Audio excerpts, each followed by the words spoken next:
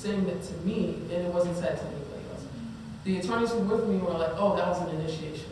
And I was like, into what? Like, what is the, like, into something that I don't want to be a part of? Like, what is the, initiation here? But I think that was because they felt uncomfortable. And they didn't know what to say either. And then no one felt comfortable. And then the judge proceeded to tell me he had a black friend and showed me a picture of him standing a black person. So these are just the experiences. And I think that if you hear these stories, and you should hear the stories from kids, because when I tell the story at 20-something, it has way more impactful because I didn't have gray hair then, and it's just like people felt really sorry for me, and like, my gosh, I felt like I had done all the right things. Like, you can live the American dream, and you can live beyond your color if you do A, B, C, D, E. And I did all of that, right?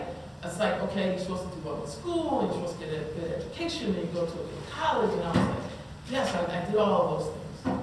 Go to get your law degree, and now you're distinguished, like you become a part of the club, but it's like it's not a good feeling to never feel like you've made it. And so that's what I think people have to start thinking about. Are you teaching kids and making them feel like there's nothing they can do to ever make it in this society? Because if you are that type of teacher, you need to resign today.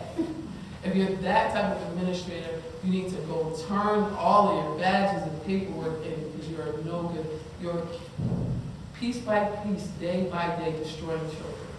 And I think that if people thought about these issues in that way, because it doesn't have to be a black or white issue. That's not appropriate to say to anyone's kid. That's just not an appropriate way to deal with a human being. That was my long-winded answer to you. I wanted to chime in real quick because when we talk about adult learning, especially with a topic like this, it's never the people that need the training that are in the room. Right? And so as much as I would love to take advantage of the training offered, I don't know how I can pull my teachers and, number one, pay them right because our resources are very limited.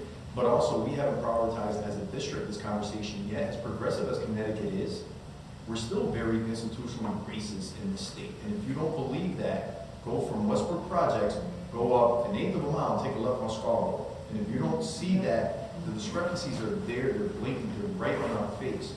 Now, when it comes to cultural competency, one of the difficulties is what is cultural competency? My definition of it might be something completely different than somebody else's, right? We talk about color.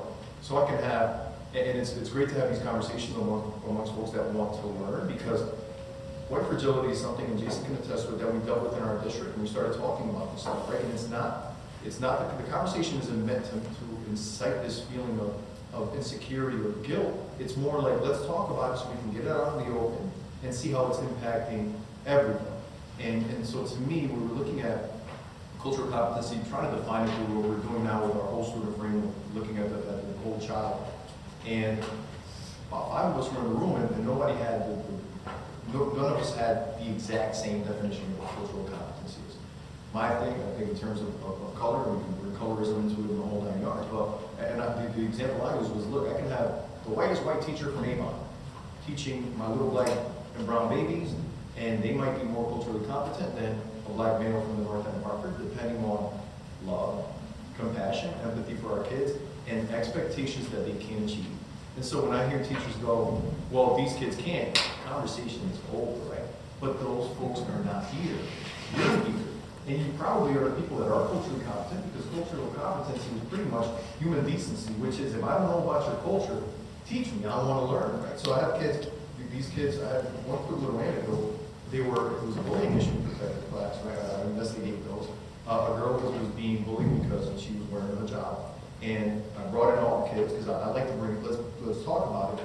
And they just didn't know how to ask. And it was basically, so I asked, I said, can you tell us about, I know a little bit about it, can you tell your peers what that is and what it means to you and what it means to your family? And she did, and that's cultural competency, is the ability to just kind of, for me, right? So I think we need to do a better job of defining it. Maybe it's too broad of a term. Until we do that, though, it's very difficult to really say we can kind of eradicate the issue. But at least we're moving in the right way.